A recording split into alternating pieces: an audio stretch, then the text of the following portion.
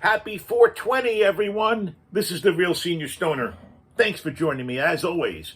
When you enjoyed today's video, you know what to do. Hit the subscribe button, send a like, and I reply to all the comments. Let's get started with today's topic. But before we do, we got a special guest for us today. A Luca Mini Q7 and Cupsy. We're going to have our diamond dab of the day with you guys today, and we're going to talk about a topic that I'm sure you're all going to enjoy.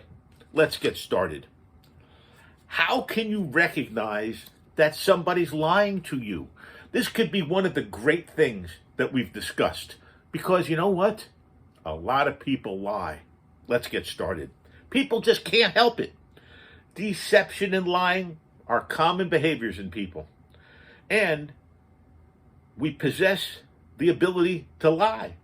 One would be lying to say one has never lied before, in fact. Studies show that Americans tell one or two lies a day on average. The reality is that many people lie from time to time. And some of the lies are small ones. Those are labeled white lies and usually intended to protect someone's feelings. Oh my God, that dress looks great on you. Oh, that haircut looks wonderful. In other cases, lies can be much more severe. Lying on a resume, even more sinister, covering up some kind of bad thing you did, even a crime. What's worse is that people are surprisingly bad at detecting lies. Lying is hard to detect. It's not impressive when one factors in a 50% detection rate. That means half the time you can't tell somebody's lying. But the behavioral differences between lying and honest individuals are challenging, hard to measure, and discriminate. There are new ways, though, that we can detect lies. There's no simple solution or easy answer or a telltale sign that someone's being dishonest. But there are indicators. There are no signs of lying per se, but rather signs of thinking too much when a reply shouldn't be thought of, or emotions that don't fit in with what's being spoken.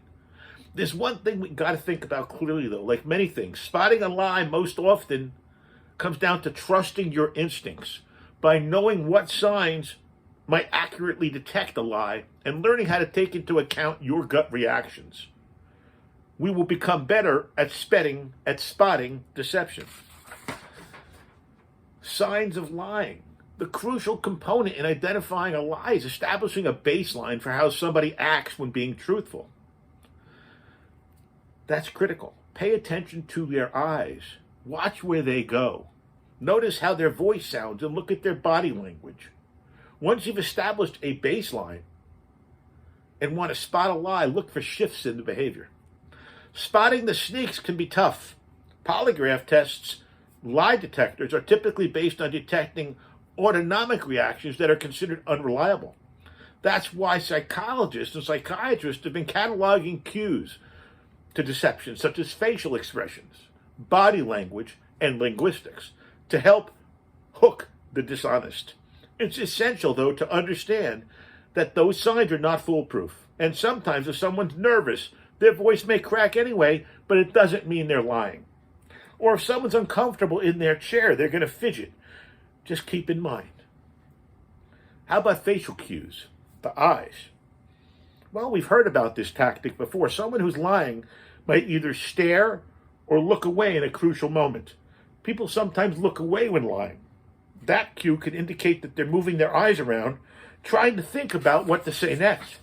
But staring is also an important cue of lying. Baseline is a critical component when deciding if the other person's lying. Once you have a baseline, choosing whether or not the person is lying becomes easier. It also helps to avoid reading too much into somebody's mannerisms. Look at the mouth. One cue of lying, by omission, includes rolling back the lips to the point where they've disappeared. This can indicate a person's holding back facts or emotions. It's an instinctive reflex. It means one does not want to speak. They purse their lips. One might also notice a liar automatically putting their hands on their mouths or lips. When you're not telling the truth, you instinctively want to cover up the source of your lie. so no one can see you fibbing. But that's pretty obvious.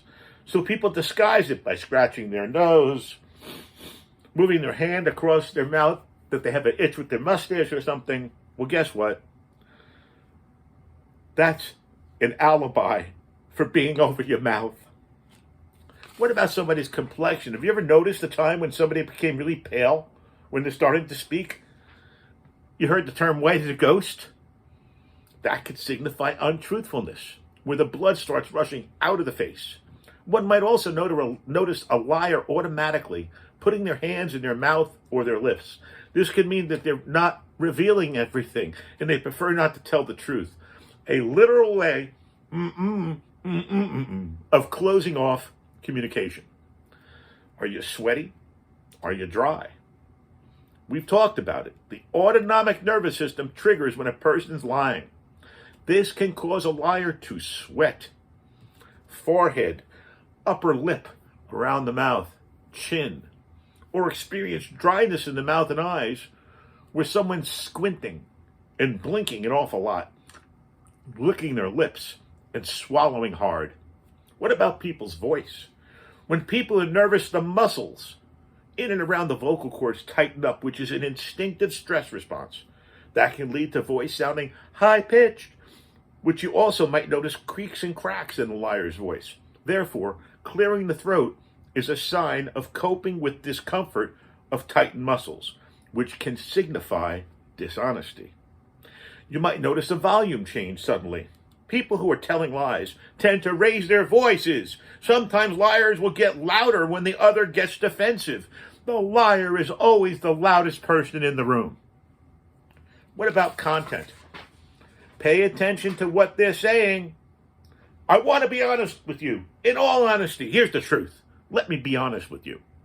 Using buffer words such as like and can indicate lying.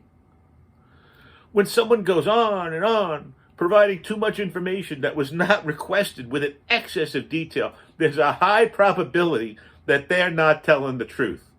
You ask for a chapter, and they give you a book. Liars tend to talk a lot, hoping to let others believe them with seeming openness and sociability. Lastly, people are not perfect, and most of us are natural born, not liars. Sometimes we let the truth out without thinking. So try to notice a person interrupting themselves as they talk, quickly covering up the fact with a lie. For example, I lost my phone. No, I meant to say my phone was stolen. I was working late. Look for body cues, because facial expressions aren't the only cue. Deception's a social act involving language, and you know what? There's verbal communication that has distinctive patterns to it. Watch the person's hands. Liars tend to use exaggerated gestures with their hands when they speak instead of during or before a conversation. The liar's mind is working hard and doing a lot of things to make up a narrative. They're looking at your reaction, analyzing whether or not you believe them, and then adding to the story accordingly. When people lie, they tend to face their palms away from you. It's an unconscious signal indicating that they're holding back information or emotions or even telling a lie. Watch if the person's hands move inside their pockets or they put them under the table or anywhere else out of your sight. Fidgeting, shuffling the feet, rocking the body back and forth, and moving the head side to side are also signs of deception. When people are nervous and telling lies, there are fluctuations in the autonomic nervous system, the ANS, and it regulates body functions. Those fluctuations in the nervous system prompt people to feel tingles, itches, causing fidgets and scratching. People tend to display grooming behaviors, like playing with their hair, touching their necks when being dishonest. Liars take longer to answer the question than truth tellers. But when they have time to plan, liars actually start their answers more quickly than truth tellers. Liars' answers sound more discrepant and ambivalent. The structure of the story is less logical, and their stories sound less plausible. Liars are more likely to repeat words and phrases. So what has to happen is we have to have tips for identifying lying. Tips. Got to kind of ask that person their story in reverse. As lie detection can be viewed as passive process, people assume that observing the potential liar's body language and facial cues can help one spot the telltale sign. But by taking a more active approach in uncovering a lie, you can yield better and more reliable results. So, asking a liar, a possible liar, to put their story in reverse rather than chronologically, it increases the lie detection accuracy. Nonverbal and verbal cues differentiate between lying and honesty become very apparent as the cognitive load to the liar increases. Lying is a whole lot more mentally taxing than honesty. The liar's behavioral cues become more apparent if you add more cognitive complexity. Not only is telling a lie more demanding, but liars also tend to exert more mental energy monitoring and evaluating the responses and behaviors of the people they're lying to. They got to sell the lie effectively. Think about it. They're salesmen. That's all it is. So liars are really concerned with credibility and ensuring that other people believe their stories. It all takes a lot of effort, and it adds to a very difficult task already. It's like telling the story backward. That's going to reveal the cracks in the story. You're more than likely to know whether or not they're lying. Trust your instincts. All in all, one's immediate gut reaction might actually be more accurate than a conscious lie detection. But if our gut reactions are more accurate, why then are we still bad at identifying dishonesty? Most times, conscious responses interfere with our automatic associations. So instead of relying on instincts, people tend to focus on stereotypical behaviors associated with lying. They're fidgeting, not looking at me in the eye.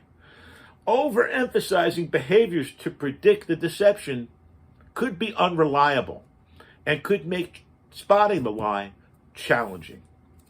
There's no universal sure sign that someone's lying, but there are key things that we've got to apply to help spot the lie. We've got to create the baseline.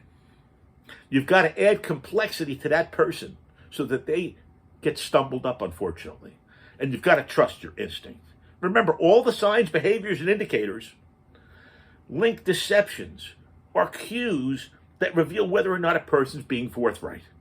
If you tried to spot a lie before, next time try to gauge the integrity of the person's whole story. Maybe we should stop looking at the stereotypical lying signs and learn how to spot more subtle behaviors. That could give us actual proof of the person lying. When necessary, of course, take a more active approach by adding pressure and making the lie mentally taxing. Ask him to tell it backwards or tell it again. Critically, finally, and most importantly, we must trust our gut. We must, and sometimes we have a tremendous intuitive urge that tells us honesty versus dishonesty. We've got to learn to listen to the intuition. You know why? Because we are truly excellent lie detectors. We might not just know it yet. So we've been talking about how do you detect a lie. And now we're going to have our Cupsy by Puffco and Mini Q7 Diamond Dab of the day. Let's preheat the Q7 Mini.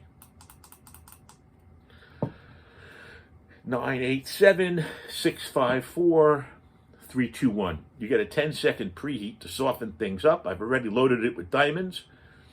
Here we go. Cheers, everybody, and have a wonderful day. Thanks for joining The Real Senior Stoner. You know what to do.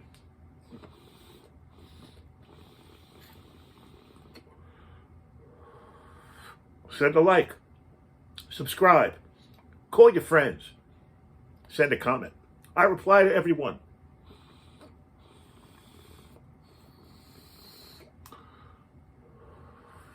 This is The Real Senior Stoner. Thanks for joining me. Have a wonderful day. Cheers, everyone.